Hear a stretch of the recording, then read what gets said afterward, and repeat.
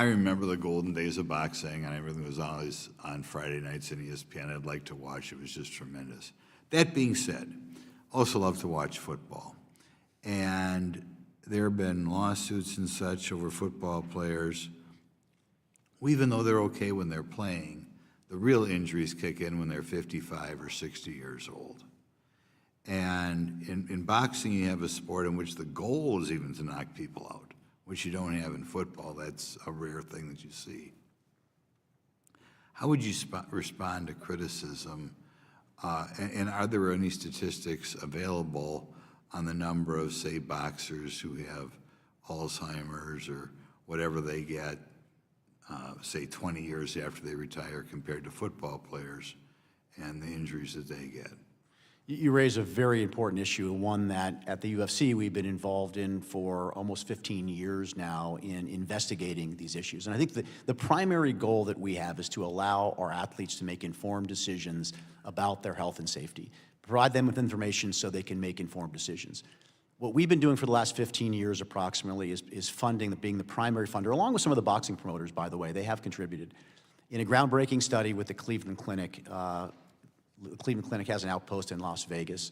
The goal of this study is twofold. Number one, are certain people just predisposed towards brain injury because of their physiology? And number two, are there early indications that we can see before someone starts manifesting a cognitive deficit? We can see they're heading down the wrong path and get them out of the sport. It's not great to diagnose somebody with CTE after they've got it, but figuring out ways to stop people from getting it is the key.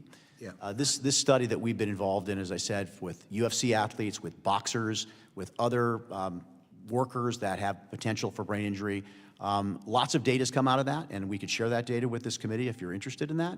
But I think around 40 or 50 peer-reviewed journals have looked at that data, and we're getting closer every day to a way where we can hopefully make as a condition of licensure for MMA athletes, for boxers, some sort of a test that will indicate if you're predisposed toward a brain injury or you're heading down the wrong path, you're out of the sport, you can't get a license. I'll just leave you a second.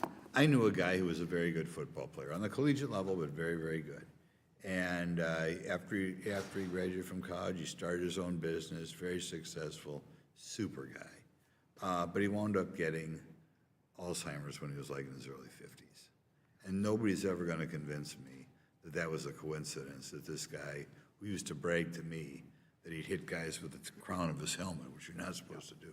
He was a good football player. It was a damn shame he died, I think, before age 60. And I want you guys, as you work through this, to think about that. Because just because a guy doesn't have a serious injury the day of the fight or the week after the fight doesn't mean that over a course of 20 fights, he's going to have something that pops up when he's 55 years old, which is what's happened to the NFL now. So thanks. Thank you. Excuse me, may I add something to the testimony that Mr. Epstein just gave? Please, Mrs. Ali, go ahead. Thank you so much, and thank you, Congressman, for your questions, because I think they're important. And as I said in my testimony, brain health is especially important to me because my husband suffered with Parkinson's disease, not from boxing, but I have seen what boxing can do to people. As you said, hitting people with your head can later in life bring on Alzheimer's.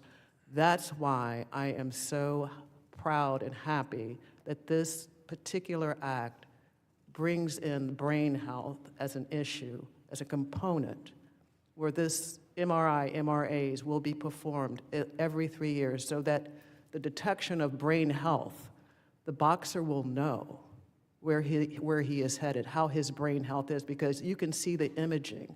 You can see the damage that might be done and where it might lead to, especially when you are being seen by a neurologist who that is their expertise. As Mr. Epstein mentioned, out in the Cleveland Clinic out in Las Vegas does that specifically for boxers. So no other provision in this, the parallel, I should say, the parallel boxing industry provides for this. No one asked my husband to take a required MRI to be sanctioned, to be licensed. This was something we did later, of course, in his life and found out about the Parkinson's disease, but it wasn't asked for any other boxer. So this is a provision, I think, that is a strength that shows that the UBOs would be very, very interested and protective of the athlete. And one of the provisions, as I said, that I am so proud to have in there.